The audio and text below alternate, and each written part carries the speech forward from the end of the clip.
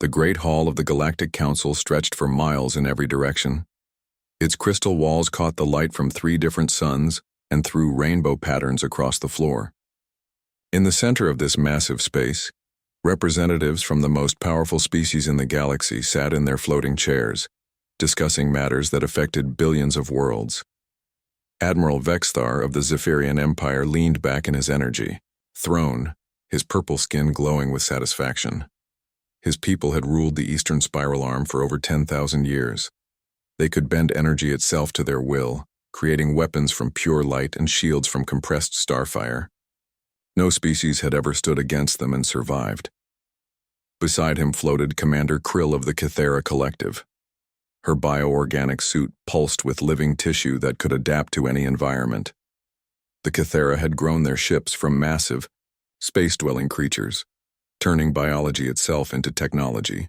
Their vessels could heal from damage and reproduce in the depths of space. The third member of the ruling trio was Nexus Prime Unit 7742, a mechanical being whose chrome body contained the combined knowledge of 1,000,000 artificial minds. The Nexus Confederation had transcended biological limitations entirely, becoming pure intelligence housed in perfect metallic forms. Their ships were geometric nightmares of efficiency, built with mathematical precision. These 3 powers had divided the galaxy among themselves. They decided which young species lived and which died. They chose which worlds would be strip-mined and which would be preserved. For centuries, no one had challenged their authority. Until today. A holographic display materialized in the center of the hall, showing a small blue and green planet orbiting a yellow star. The image rotated slowly, revealing continents and oceans, clouds and ice caps. It looked peaceful, almost innocent.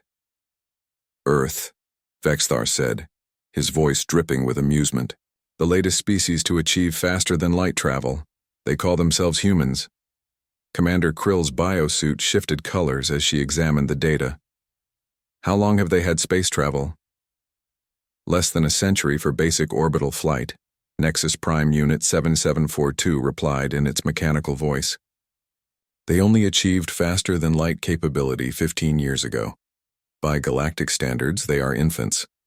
The 3 leaders shared what passed for laughter among their species.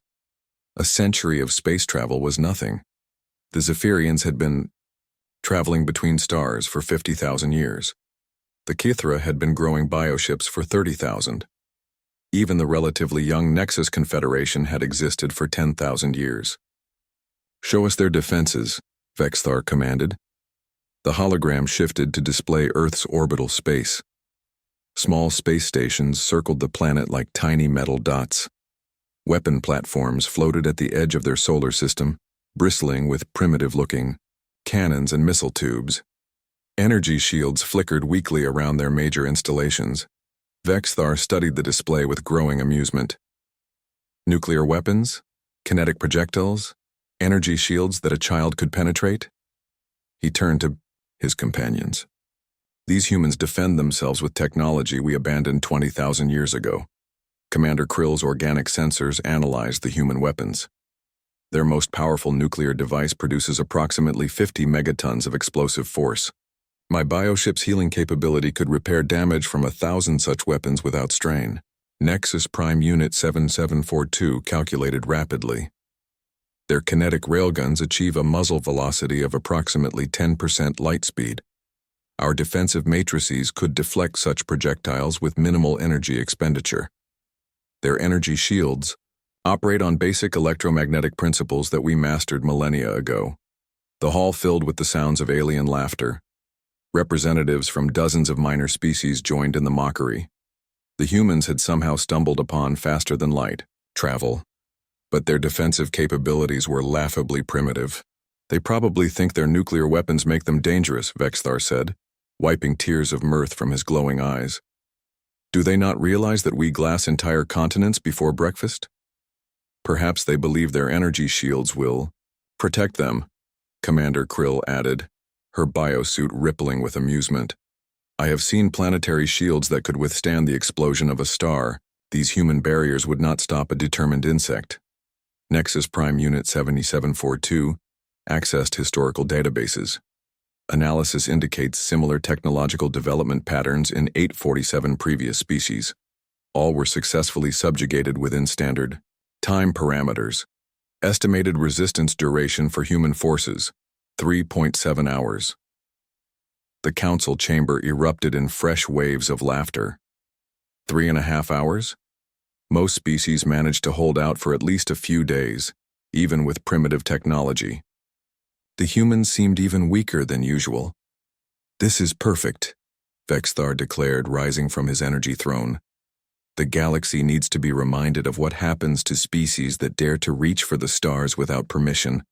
We will make an example of these humans." Commander Krill nodded agreement. "Their world appears rich in resources, abundant water, diverse biological matter, and significant mineral deposits. After we crush their resistance, the planet will provide excellent materials for our expansion. The educational value alone justifies the expedition." Nexus Prime Unit, SAR-742 added. "Other developing species will observe humanity's fate and understand the futility of resistance." The three leaders began planning their demonstration. They would not even need to send their primary fleets. This was not a war between equals, but a simple police action to remove an annoyance. 50 ships should be more than sufficient, Vexthar decided. "We do not wish to appear wasteful of resources." "Agreed," Commander Krill said. "My biocruisers alone could devastate their entire civilization. Adding Zephyrian energy weapons and Nexus calculation matrices will ensure complete victory within hours." The Admiral selected ships from his reserve fleet, vessels that had not seen combat in decades. Each Zephyrian battleship carried enough firepower to level a continent. Each Cathera biocruiser could release planet-consuming organisms. Each Nexus dreadnought calculated the most efficient methods of planetary destruction. 50 such ships represented overwhelming force against any primitive civilization. "The humans will have two choices," Vexthar announced to the assembled council. "Immediate surrender and acceptance of slave status, or complete annihilation. Either outcome serves our purposes."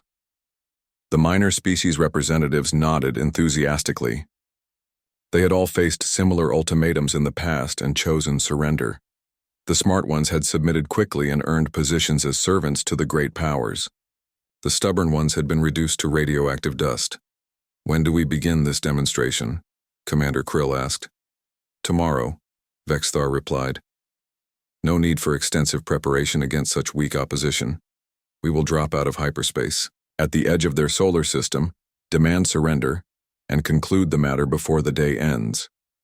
Nexus Prime Unit 7742 began calculating logistics. Fleet assembly time, 4 hours. Travel time to human space, 18 hours. Estimated time for complete planetary subjugation, 6 hours. Total mission duration, 28 hours. The three leaders rose from their seats, already bored by the simplicity of their upcoming victory. Conquering primitive species had become routine work, hardly worthy of their personal attention. They would delegate the actual fighting to their subordinates and focus on more important matters. As the council session ended, representatives dispersed to their homeworlds to spread news of humanity's impending doom. Within hours, the galaxy would know that Earth had been marked for destruction. Some might feel pity for the doomed humans, but none would interfere. The great powers had spoken. Admiral Vexthar paused at the exit, taking one last look at the holographic display of Earth. Such a pretty little world, soon to become another lifeless rock in space. The humans probably had no idea what was coming for them. They were likely going about their daily lives, completely unaware that their species had mere hours left to exist. It was almost sad how easy this would be. 3 miles beneath the Pacific Ocean, Dr. Sarah Chen sat in the command center that officially did not exist. The room was carved from solid rock and lined with materials that bent light around them, making the facility invisible to any scanning technology known to exist. Even if aliens could detect the base, they would find only empty water above natural rock formations. Sarah watched dozens of screens that showed the approaching alien fleet. The ships moved through space like mechanical sharks confident in their overwhelming power. She counted 50 vessels, each one capable of destroying entire cities. According to her calculations, the combined firepower heading toward Earth could crack a planet's surface. Dr. Chen called Lieutenant Morrison from his station nearby. The aliens have begun broadcasting surrender demands on all frequencies. They're giving us 12 hours to respond. Sarah smiled coldly. How generous of them. 12 whole hours to consider slavery or death. Around her, the deep command center hummed with quiet activity. Technicians monitored systems that existed in multiple dimensions at once. Engineers checked weapons that could rearrange matter at the atomic level. Scientists verified targeting data for devices that most humans would consider impossible.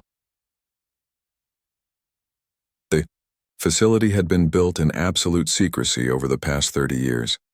When humanity first achieved faster-than-light travel, a small group of physicists and military planners had asked themselves a simple question. What happens when we meet aliens who want to destroy us? The answer had led to the creation of the Terran Defense Initiative, not the public space force that appeared in newspapers and government budgets, but a shadow organization dedicated to preparing for humanity's worst nightmare. They had studied every possible scenario of alien contact and reached a disturbing conclusion. Any species capable of interstellar travel would possess technology far beyond human understanding. Traditional warfare would be suicide. Earth's conventional military forces could not compete with weapons developed over thousands of years by advanced civilizations, so they had chosen a different path. Status report on the Prometheus array, Sarah commanded. All stations are fully charged and ready for activation, replied Dr. Martinez from the weapons control station. We have perfect targeting solutions on all 50 hostile vessels. The Prometheus array was humanity's greatest secret. While the aliens focused on advancing their existing technology, human scientists had explored entirely different approaches to physics. They had discovered that reality itself could be manipulated if you understood the underlying mathematical principles. Sarah remembered the day they first tested the prototype. A target drone had simply ceased to exist, not destroyed by explosion or energy beam, but erased from reality as if it had never been built.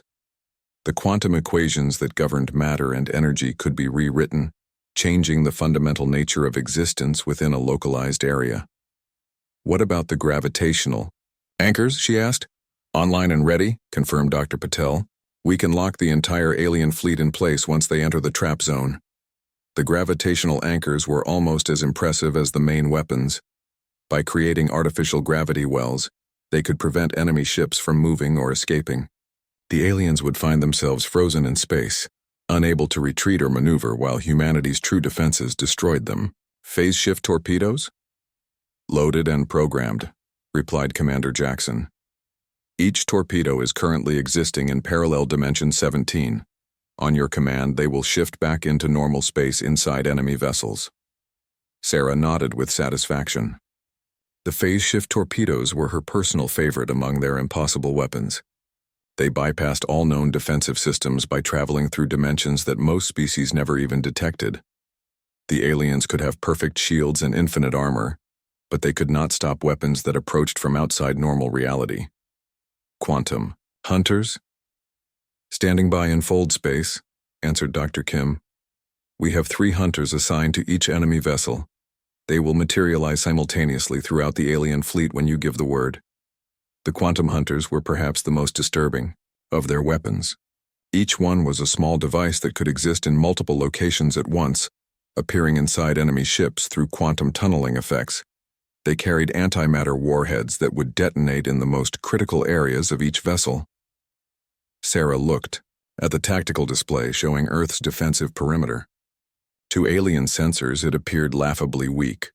A few orbital platforms with nuclear missiles and basic energy weapons, some simple railgun installations on the moon, energy shields that flickered and fluctuated as if they were poorly maintained. It was all an elaborate deception. The real defensive network existed in dimensions the aliens could not detect. Weapon platforms phased partially out of normal space-time waited for activation commands. Sensor arrays that monitored 11 different dimensions tracked every movement of the approaching fleet. Communication networks that operated through Quantum entanglement coordinated the defense of Earth without sending a single detectable signal. The aliens are still broadcasting their surrender demands, Lieutenant Morrison reported. They seem very confident about our response. Of course, they are, Sarah replied. They see primitive nuclear weapons and assume we're defenseless. They have no idea that everything they're looking at is fake. The decoy weapons had been expensive to build and maintain, but absolutely necessary. If the aliens suspected Earth's true defensive capabilities, they might send a much larger fleet, or worse, they might simply destroy the planet from a safe distance. The deception had to be perfect. Dr. Chen, called Dr. Rodriguez from the sensor station. I'm detecting quantum fluctuations around the alien fleet. They're using some kind of advanced scanning technology. Are they penetrating our concealment fields? Negative. Their scans are limited to normal space-time. They cannot detect our phase-shifted installations or dimensional weapons. However, I'm picking up some interesting energy signatures from their ships. Sarah studied the sensor readings. The alien vessels were indeed impressive by conventional standards. Energy shields that could deflect nuclear weapons. Armor plating that could survive direct hits from antimatter bombs. Weapons that could glass continents from orbit. None of it would matter in the next few hours. Time until the fleet enters our trap zone, she asked. Approximately 4 hours at their current speed, Dr. Martinez answered. They're taking their time, probably wanting to give us the full psychological impact of their approach. Sarah almost felt sorry for the aliens. They were about to receive a very different kind of psychological impact than they expected. The galaxy's great powers were sailing confidently into a trap that would redefine their understanding of warfare itself. Begin final preparations, she commanded. Charge all systems to maximum power. Coordinate with our other facilities around the globe. When those ships cross the line, I want them to understand that they made a terrible mistake. Around the command center, technicians began the final countdown sequences. Weapons that violated several laws of physics hummed to life. Targeting. Systems that calculated trajectories through multiple dimensions locked onto their prey. Defensive networks that existed in 11 different realities prepared to demonstrate humanity's true nature. The aliens thought they were hunting sheep. They were about to discover that they had cornered a pack of wolves with nuclear teeth and quantum claws. Dr. Chen, Lieutenant Morrison said quietly, are we really going to do this? Completely destroy 50 ships without warning? Sarah looked at him with eyes that had seen too many simulations of Earth's destruction. Lieutenant, they came to our home with the intention of committing genocide. They offered us slavery or death. They mocked our defenses and prepared to murder billions of innocent people. She turned back to the tactical display showing the approaching fleet. They wanted to make an example of humanity. Instead, they're about to become one. Admiral Vexthar stood on the bridge of his flagship, the Starbreaker, watching Earth grow larger on the main screen. The little blue planet looked so peaceful, so helpless. Its primitive defenders had not even attempted to challenge the alien fleet's approach. They simply waited in orbit like frightened animals. Status report, the Admiral commanded. All ships are in perfect formation, replied his tactical officer. The humans have made no aggressive moves. Their orbital platforms are powering down their weapon systems. Vexthar laughed with satisfaction. They understand the hopelessness of their situation. Perhaps they will surrender without forcing us to demonstrate our power. Behind him, Commander Krill monitored the approach from her bioship Living Death. Her organic vessel pulsed with anticipation, its weapon pods swelling as they prepared to release planet-killing organisms. My sensors detect approximately 12 million humans on the planet's surface. They will make adequate slave stock if they submit peacefully. Nexus Prime Unit 7742 calculated possibilities from the bridge of the Dreadnought Perfect Logic. Probability of immediate human surrender, 73.2%. Estimated time for planetary subjugation, 4.7 hours. Resource extraction can begin within 1 standard day. The 50 ships of the combined fleet moved through Earth's solar system like a mechanical tide of destruction. Each vessel represented centuries of advanced technology and unlimited destructive power. The Zephyrian ships crackled with contained energy, ready to unleash beams of pure starfire. The Cathera biovessels grew larger as they prepared to birth weapon organisms. The Nexus dreadnoughts calculated the most efficient methods of planetary devastation. "Beginning final approach to Earth," announced the navigation officer. "We will be in optimal firing position in 30 minutes." Vexthar studied the human defensive positions with growing amusement. Their orbital platforms were pathetic collections of metal and ceramic, armed with weapons that his people had discarded millennia ago. Nuclear missiles sat in launching tubes like ancient arrows waiting to be shot at modern battle armor. Railgun installations tracked his ships with mechanical precision, as if kinetic projectiles could threaten vessels protected by energy shields. "Look at their energy barriers," he said, pointing at the flickering shields around Earth's space stations. "Those barriers would not stop a child's toy weapon. Do they truly believe such defenses will protect them?" His tactical officer studied the readings. "Admiral, their energy output suggests the shields are operating at maximum capacity. They appear to be using every available power source to maintain even this weak level of protection." "Pathetic," Vexthar said.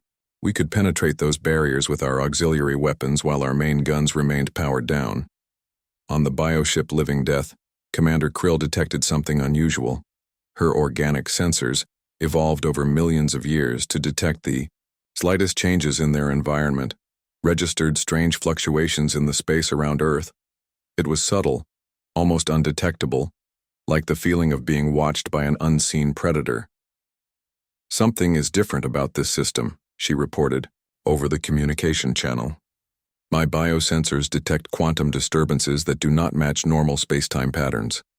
Admiral Vexthar dismissed her concerns with a wave of his glowing hand. "Your organic technology is probably reacting to the radiation from their primitive nuclear reactors. These humans are so inefficient with their energy that they are probably contaminating local space with waste particles." Commander Krill was not satisfied with that explanation. In her thousands of years of experience, biosensors were never wrong about potential threats. The fluctuations she detected felt purposeful, as if space itself was somehow aware of their presence.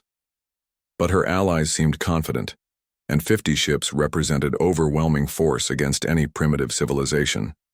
Nexus Prime Unit 7742 conducted detailed scans of the human installations. Analysis confirms previous assessments. Human. Weapons technology is approximately 20,000 years behind our current capabilities. Their most advanced energy weapons produce output levels comparable to personal sidearms in our civilization. The alien fleet continued its approach, now close enough to see individual continents on Earth's surface. The planet's cities glowed, with electric lights, completely unaware that death was approaching from the stars. Billions of humans went about their daily lives, probably discussing trivial matters like food and entertainment, with no idea that their species faced extinction within hours. "Open communications with the human government," Vexthar ordered. "It is time to give them their final ultimatum." The communication beam struck Earth's orbital communication arrays, which immediately responded with a clear signal. A human face appeared on the main screen, an elderly man with gray hair and tired eyes. He wore some kind of official uniform covered with meaningless decorations. "This is Secretary General Williams of the United Earth Government," the human said in their primitive language. "We are receiving your transmission." Vexthar stepped forward, his purple skin glowing with authority. "Human, I am Admiral Vexthar of the Galactic Council's enforcement fleet. You have violated galactic law by achieving faster-than-light travel without permission. Your species is hereby sentenced to immediate subjugation or complete destruction." Secretary General. Williams listened to the translation with what appeared to be calm resignation. "We understand your position, Admiral. However, we must respectfully decline both options." The bridge of the Starbreaker erupted in alien laughter. The human leader spoke as if he had some choice in the matter, as if his primitive defenses could somehow resist the most powerful military force in the galaxy. "You misunderstand your situation," Vexthar replied. "Your weapons cannot harm our vessels. Your shields cannot stop our attacks. You have no allies, no advanced technology, and no hope of victory. Surrender now and your people will live as slaves. Refuse, and we will reduce your planet to radioactive dust. Secretary General Williams appeared to consider this carefully. Behind him, other humans in official uniforms whispered among themselves. Finally, he looked directly into the communication screen, with eyes that seemed strangely confident. Admiral, we appreciate your offer, but Earth must decline both slavery and destruction. We suggest you reconsider your current course of action. This time, the laughter from the alien bridges could probably be heard throughout the solar system. The human leader spoke as if he was in a position to negotiate, as if his species possessed some hidden strength that could threaten the combined might of 50 advanced warships. You amuse me, human, Vexthar said. Very well. Since you choose destruction over slavery, we will grant your wish. You have 1 hour to evacuate your orbital installations before we begin the bombardment. That won't be necessary, Secretary General, Williams replied calmly. But thank you for the warning. The communication ended, leaving the alien bridges in confused silence. The human leader had sounded almost confident, as if he knew something they did not. Admiral, his sensor officer reported, I'm detecting increased energy readings from the human installations. They appear to be preparing for combat. Vexthar studied the tactical display. The human weapons were indeed powering up, their pathetic energy signatures growing slightly stronger. Nuclear missiles were being loaded into launch tubes. Railgun capacitors were charging to full power. Energy shields flickered as their generators worked at maximum output. Look at them, he said with renewed amusement. They actually intend to fight us with those primitive weapons. This will be even more entertaining than I expected. But on the bioship Living Death, Commander Krill's unease grew stronger. The quantum fluctuations she detected were increasing, as if something vast and invisible was stirring in the space around Earth. Her organic sensors screamed warnings that her logical mind could not interpret. Admiral, she called over the communication channel, I strongly recommend we maintain maximum alert status. Something about this system does not feel right. Commander, your biosensors are malfunctioning, Vexthar replied impatiently. We face primitive humans with Stone Age weapons. There is nothing here that could threaten a single ship in our fleet, let alone 50. The alien fleet moved into final attack position, their weapons trained on Earth's orbital defenses. In 30 minutes, they would begin the systematic destruction of humanity's pathetic military installations. After that, they would glass the planet's surface and turn it into another lifeless rock. None of them noticed that space itself seemed to be holding its breath, waiting for something to begin. Deep beneath the Pacific Ocean, Dr. Sarah Chen watched the final countdown timer reach 0. The alien fleet had positioned itself exactly where her calculations predicted they would. 50 ships arranged in a perfect attack formation, their weapons aimed at Earth's fake defensive installations. All stations report ready, Lieutenant Morrison announced. The trap is set. Sarah looked at the tactical display one last time. Each alien vessel was locked in the targeting computers of weapons they could not detect. Every ship had been assigned multiple methods of destruction, ensuring that none would escape to warn the galaxy about humanity's true capabilities. Activate gravitational anchors, she commanded. Around the alien fleet, space itself suddenly became solid. Invisible forces grabbed each ship and held it motionless, as if giant hands had reached out from empty vacuum to seize the vessels. The Dewey gravitational fields were so strong that even faster-than-light drives could not overcome them. On the bridge of the Starbreaker, Admiral Vexthar felt his ship lurch to a stop. Warning alarms began screaming as his navigation systems detected impossible readings. According to his instruments, the ship was being held in place by gravitational forces that should not exist in empty space. Report, he shouted over the alarms. Admiral, we cannot move, his helmsman replied in panic. Some kind of gravitational anomaly has trapped us in position. Engine power is at maximum, but we are not advancing. Throughout the alien fleet, similar reports came in.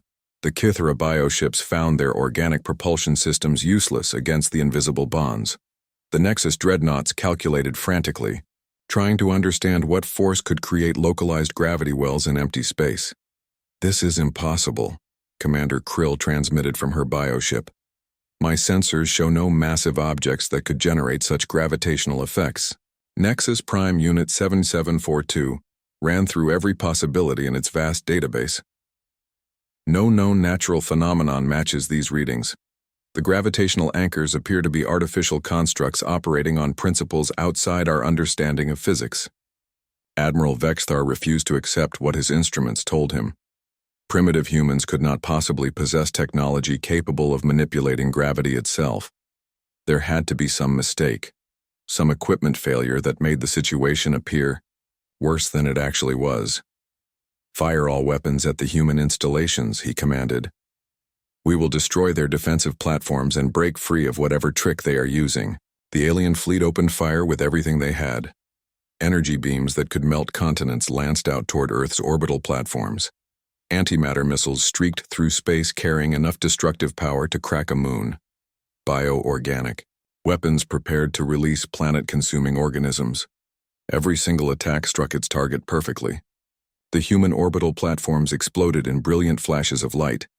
Nuclear missiles and railgun installations disappeared in clouds of superheated plasma. Energy shields collapsed as their generators were vaporized by weapons beyond their ability to resist.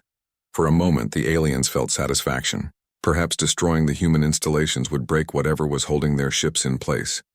But the gravitational anchors remained as strong as ever, and new alarms began sounding throughout the fleet. Admiral, the sensor officer called. Out in terror, I'm detecting massive energy buildups throughout the system. Something is powering up weapons that our scanners cannot locate. In deep command, Dr. Sarah Chen watched the destruction of Earth's fake defenses with cold satisfaction. The aliens had just wasted their ammunition on empty metal shells while revealing the exact capabilities of their weapon systems. Now it was time to show them what real military technology looked like. Prometheus Array, you are cleared to engage, she said into her headset. High above Earth, in dimensions that existed alongside normal space but remained invisible to conventional sensors, the true defensive network came online. Weapon platforms that had been waiting in quantum superposition materialized just long enough to acquire their targets, then faded back into parallel dimensions. The first alien ship simply stopped existing. The Zephyrian cruiser Deathbringer had been firing its main cannon at a human space station when reality suddenly decided it no longer belonged in the universe. The ship did not explode or break apart. It did not burn or melt or collapse. One moment it was there, and the next moment there was only empty space where it had been, as if the vessel had never existed at all. What happened to the Deathbringer? Admiral Vexithar demanded. His sensor officer stared at his instruments in disbelief. Admiral, I show no trace of the ship. It has simply vanished. No debris, no energy signature, no indication that it was ever there. Before anyone could respond, 12 more ships followed. The Cathara biocruiser Flesh Eater ceased to exist while its captain was in the middle of giving orders. The Nexus dreadnought calculating death disappeared between 1 second and the next, its artificial intelligence cut off in mid-thought. Zephyrian destroyers, Cathara frigates, and Nexus cruisers winked out of existence like candles being blown out by an invisible wind. Impossible, Commander Krill screamed over the communication channel. Ships cannot simply disappear. What weapons are the humans using? The answer came in the form of phase-shift torpedoes that materialized inside the remaining alien vessels. Without warning, the weapons existed in parallel dimensions until the moment of detonation, bypassing every known form of defensive technology. Antimatter explosions tore through ship hulls from the inside out, as torpedoes appeared in engine rooms, weapon bays, and command centers simultaneously. The Zephyrian battleship Starkiller died when 3 antimatter warheads materialized in its main reactor. The explosion lit up space like a miniature sun before fading to leave only expanding gases. The Cathara bioship Living Nightmare convulsed in agony as phase-shift torpedoes appeared throughout its organic structure, killing the vessel as if it were a living creature being shot full of poison. How are they getting past our shields? Nexus Prime Unit 7742 calculated frantically. Our defensive matrices should deflect any incoming projectile. The quantum hunters provided the answer by materializing throughout the remaining ships. The small devices appeared inside sealed chambers, phasing through solid matter as if it did not exist. Each hunter carried a miniature antimatter core programmed to detonate in the most critical systems of its target vessel. Admiral Vexithar watched in horror as his fleet was systematically annihilated by weapons that should not exist. The humans were using technology that violated every known law of physics. They could erase matter from existence, attack from parallel dimensions, and appear inside sealed compartments through quantum tunneling effects. "Retreat," he commanded. "All ships, emergency hyperspace jump." But the gravitational anchors held firm. The alien vessels could not move, could not escape, could not even maneuver to avoid the impossible weapons that struck them from every direction at once.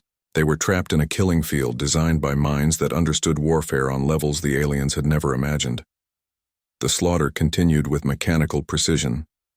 Ships that had ruled the galaxy for thousands of years were destroyed in seconds by weapons that existed outside normal reality. The most advanced military technology in known space proved useless against attacks that came from dimensions the aliens could not detect or defend against. In less than 4 minutes, 49 ships carrying over 2 million beings had been reduced to expanding clouds of subatomic particles. Only one vessel remained intact in the debris field that had once been the galaxy's most powerful fleet. Commander Krill's bioship Living Death survived because her organic technology had detected the quantum preparations early enough to trigger emergency protocols. Her vessel ejected itself from normal space-time, just as the massacre began, existing in a state of quantum flux that made it impossible to target. From her position between dimensions, she watched the systematic destruction of everything she had thought invincible. The humans had not just defeated the alien fleet. They had erased it from existence using weapons that redefined the very concept of warfare. Her bioship's organic systems screamed in terror as they processed what they had witnessed. The primitive humans with their crude nuclear weapons had revealed themselves to be something far more dangerous than anyone in the galaxy could have imagined. As space fell silent around the spreading debris, Commander Krill realized that everything the galaxy believed about technological development and military power had just been proven catastrophically wrong. The humans had been hiding in plain sight, disguised as helpless primitives while secretly possessing the ability to unmake reality itself. Commander Krill's bioship Living Death materialized in the Great Hall of the Galactic Council 3 days after the massacre. The organic vessel was barely holding together, its living hull covered in stress fractures and fear-induced damage. The ship itself was traumatized, its bio-neural networks overwhelmed by what they had witnessed in Earth's solar system. The assembled representatives looked up in surprise as Krill stumbled into the chamber. Her biosuit was pale and sickly, its usual vibrant colors drained away by shock. She moved like someone who had seen the end of the world and somehow survived to tell about it. "Commander?" Admiral Vexthar called out in confusion. "What are you doing here? Where is the rest of the fleet?" Krill looked at him with eyes that had seen impossible things. Her voice was barely a whisper when she spoke. "There is no fleet. They are all dead. Every ship, every crew, every being who went to Earth, all dead." The chamber fell silent. Representatives from dozens of species stared at her in disbelief. Admiral Vexthar rose from his energy throne, his purple skin flickering with confusion. "That is impossible," he said. "We sent 50 of our most advanced warships. The humans have primitive weapons that could not damage a single vessel in our fleet." "Play the recordings," Krill said, her biosuit connecting to the chamber's holographic systems. "See for yourself what humanity really is." The Great Hall filled with images from her ship's organic sensors. The assembled aliens watched in growing horror as the recording showed the systematic destruction of their most powerful fleet. They saw ships simply cease to exist, erased from reality without explosion or debris. They watched weapons materialize inside sealed vessels, bypassing every known form of defense. They observed the complete annihilation of forces that had conquered hundreds of worlds. Nexus Prime Unit 7742 analyzed the recordings with mechanical precision.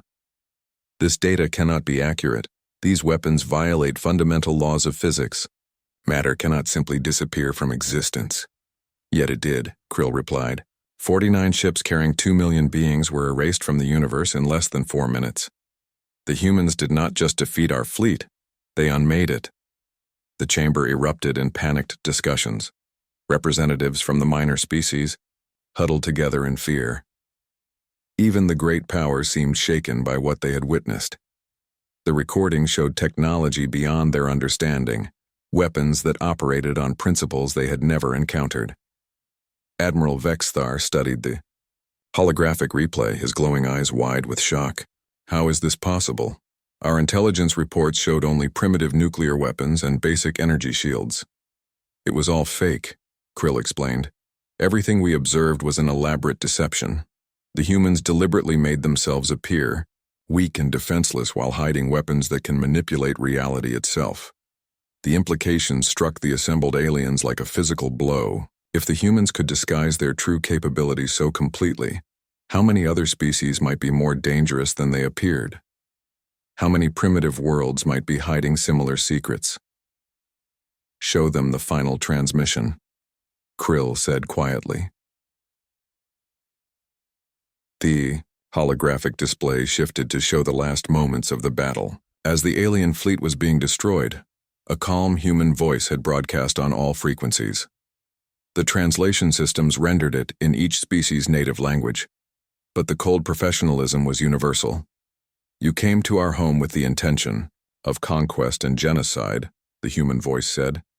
We have demonstrated that we are capable of defending ourselves. This demonstration will not be repeated. Any force approaching our solar system with hostile intent will be destroyed without warning, without negotiation, and without mercy.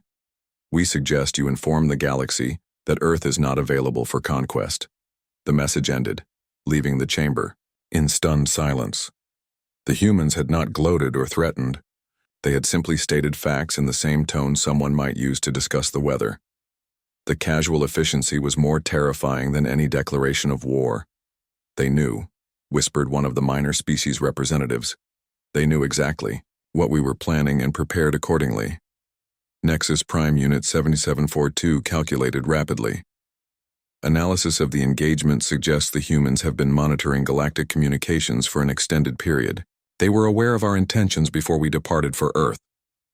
The realization that humanity had been watching them added another layer of fear to the situation. If the humans could monitor Council communications without being detected, what else might they know about galactic civilization? We must assemble a larger fleet, Admiral Vexthar declared, though his voice lacked its usual confidence. 1,000 ships, 10,000 if necessary. No species, regardless of their weapons, can stand against the combined might of the galaxy. No. The voice came from the eldest member of the Council, Speaker Mordun of the ancient Keeper species. His kind had guided galactic civilization for 50,000 years, and his words carried the weight of eons. We will not repeat this mistake, Speaker Mordun continued. The humans have demonstrated capabilities that we do not understand. They can erase matter from existence, manipulate gravitational forces, and attack from parallel dimensions. Sending more ships will only result in greater losses. But they are just one species, protested a representative from the militant Drak Empire. How can we allow them to defy the natural order? If other primitive worlds learn of this, they might rebel against our authority. Speaker Mordun's ancient eyes focused on the holographic recording still playing above them. Ships vanishing without trace, weapons appearing from nowhere, reality itself being rewritten by human technology. Look at those recordings again, he said. Notice how the humans never spoke with anger or hatred. They did not threaten revenge or demand tribute. They simply stated that Earth is not available for conquest. These are not the words of conquerors or empire builders. These are the words of a species that wishes to be left alone. The chamber listened as the ancient being continued his analysis. The humans could have pursued Commander Krill's ship and destroyed it. They could have sent their own fleet to attack our worlds. Instead, they allowed one witness to escape and delivered a simple message: stay away from Earth. This suggests they have no interest in galactic domination, only in protecting their home. Admiral Vexthar's purple skin flickered with frustration. You suggest we simply ignore this insult to our authority? Allow a primitive species to dictate terms to the Galactic Council? I suggest we avoid extinction, Speaker Mordoon replied calmly. The humans have weapons that can unmake matter itself. If they chose to use such weapons against our worlds, we would have no defense. Our only logical choice is to grant their request and avoid their solar system entirely. The debate continued for hours, but the conclusion was inevitable. The recorded evidence was undeniable, and no one wanted to test humanity's capabilities further. The galaxy's great powers found themselves forced to acknowledge a new reality. When the final vote was tallied, it was unanimous. Earth would be classified as a prohibited zone, and humanity as a non-contact species of extreme concern. All ships would avoid human space, and any civilization that attempted to challenge Earth's defenses would do so without galactic support. The announcement spread throughout the galaxy within days. The species that had mocked Earth's primitive defenses learned that humanity possessed weapons beyond their comprehension. Trade routes were rerouted to avoid the Sol system. Military expeditions carefully plotted courses that stayed far from human space. In the depths of space, explorers and merchants who encountered the expanding bubble of prohibited space around Earth spread stories of the species that could erase reality itself. The humans became a legend, whispered about in spaceports and trading stations across the galaxy. They had revealed themselves not as conquerors or empire builders, but as something far more terrifying, a species so advanced that they could afford to appear primitive, so powerful that they preferred isolation to dominion, and so dangerous that the galaxy's greatest powers chose to pretend they did not exist. The great irony was not lost on those who understood what had happened. The aliens had come to Earth expecting to find sheep, and had instead discovered apex predators. They had mocked humanity's defenses and learned too late that the most dangerous trap is the one that looks like weakness. In the end, the galaxy learned that sometimes the most frightening predator is not the one that hunts you, but the one that lets you think you are the hunter, right up until the moment you realize you have always been the prey. And in a small solar system, on the edge of nowhere, humanity continued its quiet existence, content to tend their garden world while the galaxy gave them the space they had requested. The message had been delivered and understood. Earth was not available for conquest, and the rest of the universe was welcome to find somewhere else to play their games of empire.